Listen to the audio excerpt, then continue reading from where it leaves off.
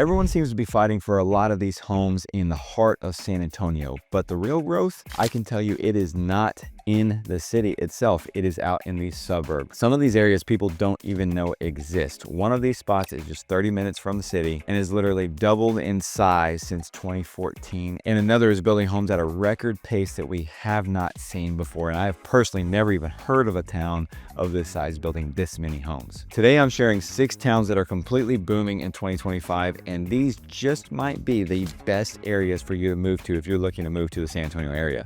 And make sure you stick around to the end because I will tell you exactly where I would put my money before everybody else catches on.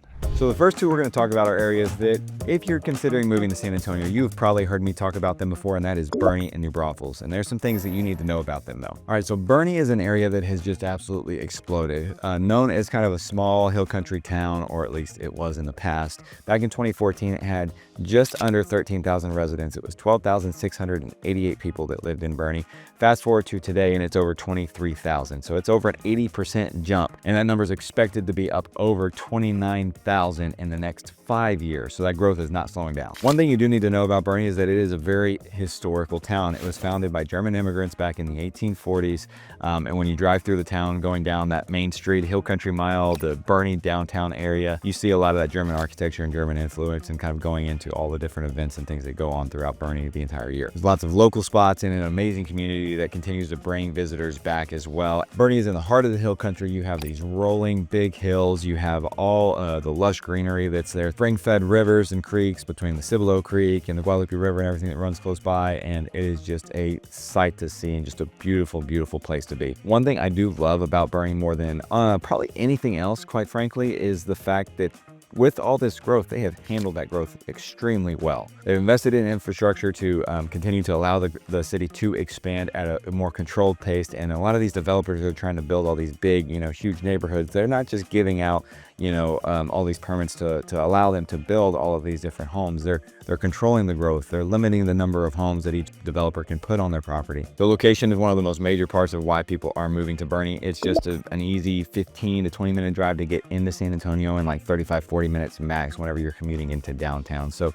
a lot of people that I've helped move to the Boerne area are either working up on that kind of north side of San Antonio, or I've had a lot of military families that have actually been commuting down into Lackland for work. A huge benefit and a huge reason that a lot of people do consider Boerne, of course, is Boerne ISD. It consistently ranks in the top 10% of school districts in the entire state of Texas and is A-rated ranking from the Texas Education Agency. Now, for San Antonio, Boerne is a little bit more expensive. You have median and average price points kind of hovering around that like mid 400s range.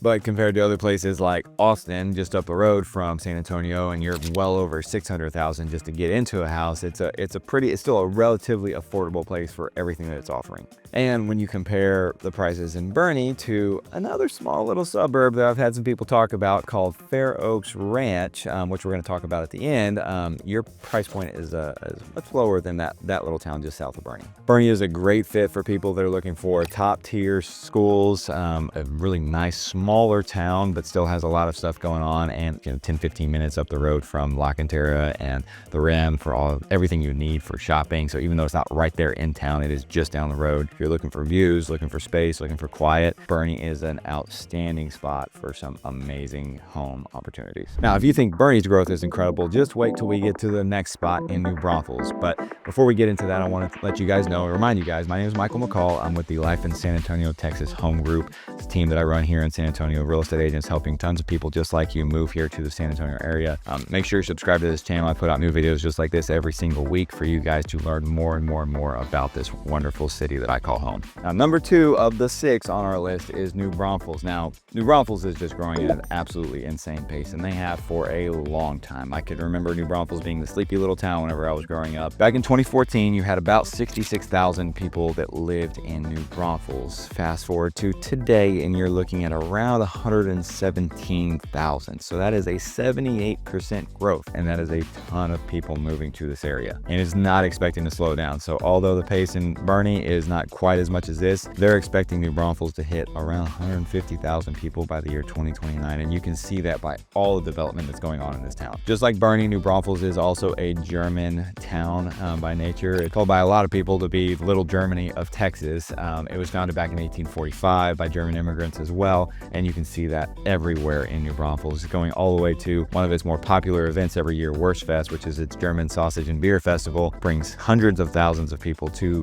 the Land Park area of New Braunfels every single year. Like I said, I grew up coming to New Braunfels, and just seeing the growth that New Braunfels has had over the last 20 plus years has just been outstanding, especially if you look at the last 10 years, like I've already mentioned. The infrastructure growth has been unbelievable. They're putting a lot of money into different roads and highways and trying to keep up with the growth. I won't lie, New Braunfels hasn't been the best historically to keep up with all the growth that they've been seeing. However, you take the good with the bad, because the New Braunfels is still to this day the place that I go and take my family whenever we're going out and doing anything. You've got the shopping over at Creekside. You've got Green, which has some of the best restaurants in this entire area, and it's just right there on the river. You got Slitterbahn, which we take the kids to the water park all the time. We go to Land Park all the time just to see. We'll go have picnics down by the spring-fed creek in the river right there, taking those spring-fed pools. I mean, there's just the list is endless when it comes to New Braunfels. From what I see, location is probably the major driver for the growth of New Braunfels. It is situated right on Interstate 35, which is right between Austin and San Antonio. So this Austin-San Antonio corridor, this new future giant metroplex that everybody is predicting, is centered around New Braunfels. But another big benefit is that people that are living in New Braunfels, you're looking at much more affordable prices in New Braunfels than San Antonio. Well, not San Antonio, but of Austin specifically. So you have people that are living on that kind of north side of New Braunfels and commuting into Austin, as well as people that are living in New Braunfels and commuting into San Antonio. The job market itself is booming a lot as well compared to what it was historically. Like I said, it's a tourism town, so the tourism industry in New Braunfels is its bread and butter for sure. There are hundreds of thousands, millions of people that come to New Braunfels on a yearly basis. You also have a very, very fast growing logistics industry. So being right there between Austin and San Antonio is perfect. You've got a huge Walmart distribution center. You've got Amazon facilities that are going up close by. You've also got some manufacturing going in. So there's a Continental manufacturing facility, automotive manufacturing facility that just went in.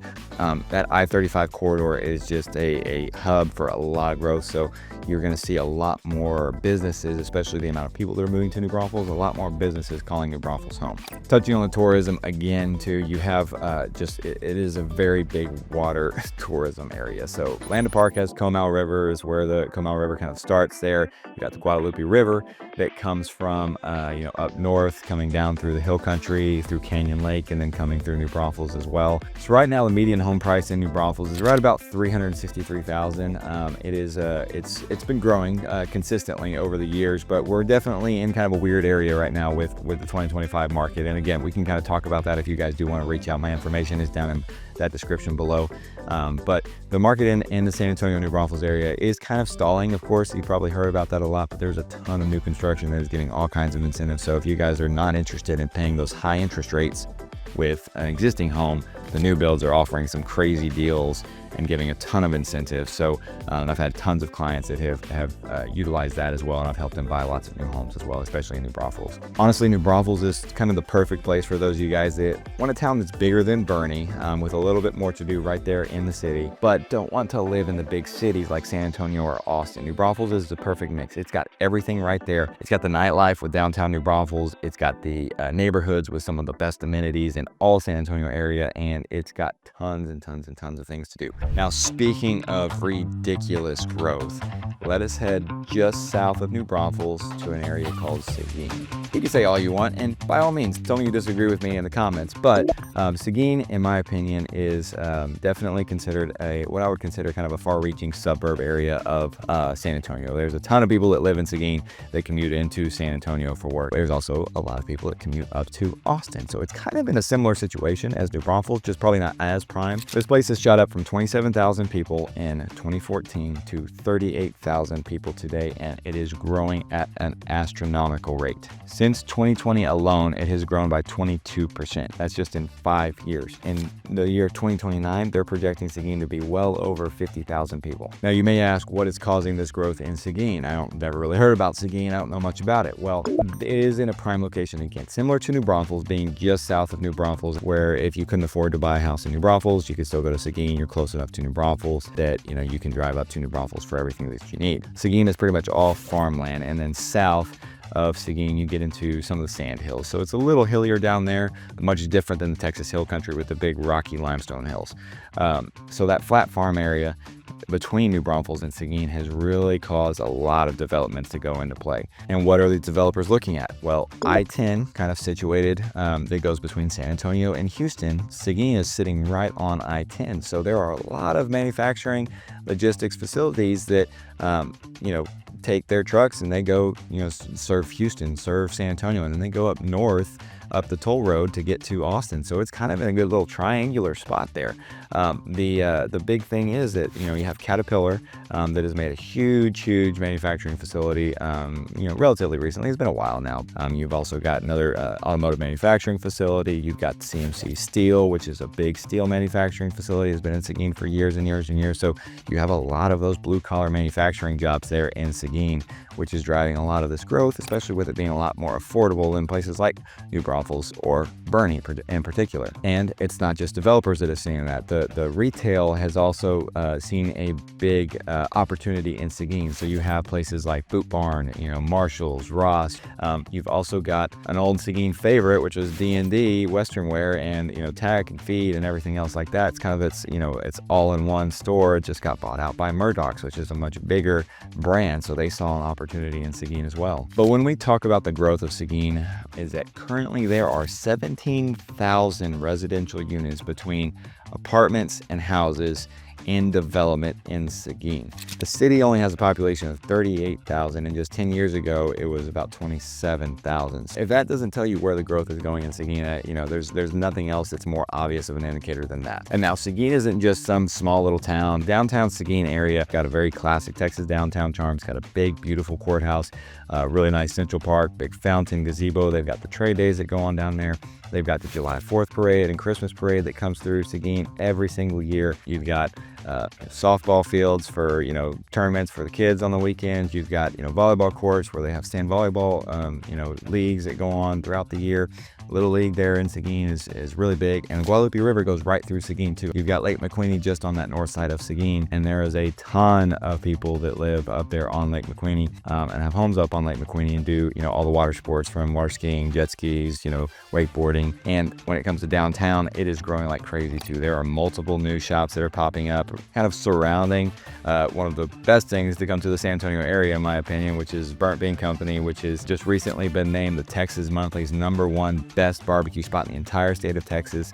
In addition, you know, we're talking about small towns with some cool little charm. We are going to talk about Castroville a little bit later too, which is a cool little Alsatian town, which is west of San Antonio, where there's a lot of growth happening right now too. Location wise, I mentioned it's a very prime location. You're talking about 35-40 minutes or so to get to downtown San Antonio, so not too bad of a drive, kind of similar to what you get up in Boerne, but maybe just a touch farther away. You're looking about 45-50 minutes to get into Austin, so a little bit further drive from Austin. But if you'd rather live in a super affordable town like Seguin, which, by the way, super affordable, meaning the median price point in Seguin is around $280,000 right now. Most of the homes that are purchased in Seguin are under that $300,000 price point, and the vast majority of them, you know, 80-90% of them are below that $350,000 price point. So you have a ton of affordable homes in the Seguin area. Now, Castroville is an area that if I had to pick one place that is going to blow up more than any other in the future, it is probably Castroville. And I know those local residents over there are not really going to love that, but it is the nature of the growth of San Antonio. There has been a lot of growth out west of San Antonio. So Castroville itself has not really grown a whole lot in recent history. So you're looking at about 2,800 people in 2014 to about 3,200 now. But that's because a lot of that growth is encroaching on Castroville. So they're starting to build all of these different residential, different commercial, different retail spots. A lot of these big developers, you know, there's tons of neighborhoods that are going out and right there, from luxury builders such as, you know, Perry Homes and some other custom builders, some big Chesmar homes as well, talking $700, $800, $1 million plus homes. In addition to, you know, right next to some really nice D.R. Horton homes that are, you know, in that $250 to $350 range, right? So it's a very, very big mix of properties that are out there. All the architecture in Castroville is very, very unique as well. Kind of similar to what we've already talked about, but it has very heavy German and French influence. The Alsatian immigrants, which is kind of on the border of Germany and France, is who immigrated and founded Castroville back in the 1840s. So when it comes to the growth of Castroville, you're looking at, like I said, San Antonio's pushing west. There's currently about 7,000 acres of land along that US Highway 90 going out towards Castroville from San Antonio that is currently in development. And this west side of San Antonio is projected to grow in population from about 132,000 right now to about 155,000 in the next 5 to 7 years. And most of that growth is going to happen in that near vicinity right next to Castroville, or in Castroville specifically. Given that Castroville is such a small town, it's going to be a unique opportunity for them to figure out how they're going to handle all of this growth and maintain the unique charm that Castroville does have, because it is a very popular town that the locals there are very proud to be in Castroville and be in that kind of Medina Valley area. And overall, it's a very tight-knit community, so they need to work to make sure that these developers just don't completely take over Castroville and really maintain the charm. When it comes to real estate prices in Castroville, because of some of those higher level communities, like I mentioned, that are up in that upper, $700,000 to $900,000+ price point, your median price point in Castroville is around that 460s range. You do have, again, a significantly higher price per square foot there because of that, but you'll start to see that change. Some of these more affordable housing developers, and I say more affordable, 250 to 350 range, they're starting to build more. There's a couple different communities that are each building about 1,000 homes in Castroville right now. So that, again, is going to add to the significant population growth that the mayor of Castroville is expected to see in the near future. So who would Castroville be perfect for? I would say it's perfect for the person that wants to be out on the outer edges of the city, in a prime investment location, and somebody that is, of course, working on that west side of town. Lackland is an easy drive to get in from Castroville. You head on US 90, it takes you straight into there. It's about 35 minutes or so to get into downtown San Antonio, so it's a little bit of a drive. It's distance-wise a little bit farther out, but you just hop on the highway and head straight in. Because of all this development, though, expect that traffic to go up and that commute times to go up with it. So again, this is a perfect spot where Medina Valley ISD, highly rated school district, small town like Castroville currently, and a lot of development, both retail and residential, that are going up, and it's going to continue to grow this area long term. So you're kind of getting in ahead of the game here. Now we're going to head back up north to the hill country, to the front porch of the Texas hill country, and that is Boerne. The growth story of Boerne is pretty impressive when you look at it overall. So it had a population back in 2014 of just under 5,000 people, and it has increased to about 7,400 today. So you're looking at a little over 50% growth there. But the story doesn't stop there, because the growth is just getting started. By 2029, they're expecting the population to reach well over 9,000. Right now, when you drive through Boerne, it is clear to see the growth, especially as you get up onto that Highway 281, which goes down into San Antonio, and Highway 46. That intersection right there is getting a massive reconstruction and expansion. You have a ton of commercial growth that is happening on that corner as well. So you have lots of different restaurants, lots of shopping areas. You've got an Academy Sports that's being built there, tons of chain restaurants and local restaurants alike, as well as lots of other different retail options. But let's talk about why Boerne is known as the front porch of the Texas hill country. As you're driving north from San Antonio, you're not really too far into the hills yet as you're in Stone Oak driving up 281. But as you get just outside of the city, you kind of hit that Timberwood Park area, you're going to see the hills just open up and hills come alive, as they say, right? And you continue to drive north, and it just gets more and more obvious that you are truly in the Texas hill country. So it's kind of the opening portal, as I would say, from San Antonio to the true hill country scenery. One of the big reasons that a lot of people do consider Boerne, and why a lot of my clients that have moved to Boerne have decided on Boerne, is because of its really close proximity to San Antonio and getting especially down into that airport and downtown area, while also being more of a small town but having extremely highly rated schools and having tons of outdoor recreation options, right? So Guadalupe River State Park is just up the road, kind of going out towards Boerne. You also have Canyon Lake just north of Boerne. You've also got all the hill country views that you have. That entire area is extremely popular for people that want acreage communities that want to be close to San Antonio. They just want a place that is a little bit quieter, have their space, and it's also a little bit more affordable on some of those homes as well. So you have a ton of options when it comes to that, and that's why a lot of people choose to go into the Bulverde area. But another thing that I haven't talked about yet, especially with any of these other suburbs, is that Bulverde has an incredibly low property tax rate. Some of the neighborhoods and some of the areas in Bulverde have as low as 1.5%. On average, it's like 1.8%. There's a couple neighborhoods there that have what we call the mud tax, which is municipal utility districts, so the tax rates are much higher, but those are some of the more tight developments, more typical developments, and those would be Johnson Ranch and Hidden Trail. So they have much higher tax rates than everywhere else. But if you just think about it on a $400,000 house, right? So if you go from in San Antonio, you know, a 2.5% property tax rate to Bulverde, where you have, say, 1.5%, that 1 percentage point is going to save you $4,000 a year on average, just in your payment for your home. So on a $400,000 house, that's a big difference, right? Comel ISD is what serves as Bulverde area. So depending on where you're located, if you're further on the south side, you may be in Piper High School, which is kind of right there off of Borgfeld in that Timberwood Park area.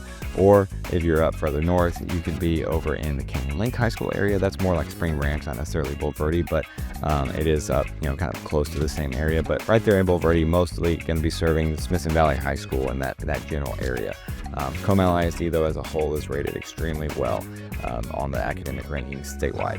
When it comes to the housing market, you do have a higher price per square foot and a higher price point here, kind of similar to what we talked about with like Boerne, but it is a little bit more affordable. So your average is like $450. There are slightly fewer developments in Bulverde area that aren't, the acreage community. So you've got a couple such as like Copper Canyon, Johnson Ranch, and Hidden Trails, which some of those, especially Hidden Trails, you can get some homes in there because it's super, super low price in that $200,000, low $300,000 price point. Bulverde attracts a very specific type of person, like I said, somebody who wants to be in the hill country, wants to be in the acreage communities, but wants to have a decent amount of stuff right there close by. We got the big HEB, we've got big Walmart, Home Depot, Academy Sports and Outdoors, and all those little restaurants that are being built. But you're also really close to get into San Antonio. It's easy, 25-30 minute drive to get down into San Antonio from Bulverde.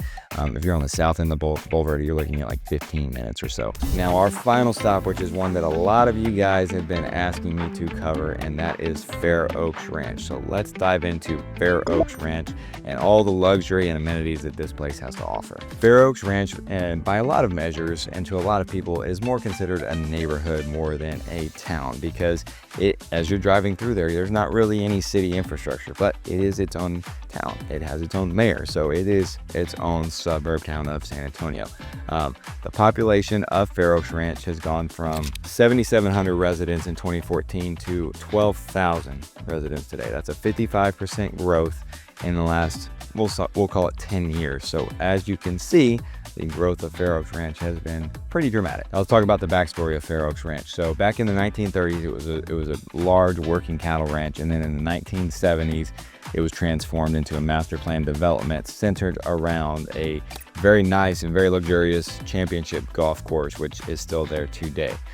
Fair Oaks Ranch has always been known for its upscale homes and upscale communities within the community, and the country club that surrounds and it serves the Fair Oaks Ranch golf course is very, very popular within its community and everybody around it too. I've played it a couple times with some friends that are members there, and it is really, really nice. The people that are choosing to move to Fair Oaks Ranch typically are the people that are looking for this kind of country club, resort style amenities living option, while also being extremely close to San Antonio and also being within a really good school district because it is served by Boerne ISD. There's lots that are available that you can buy and build your own custom home there.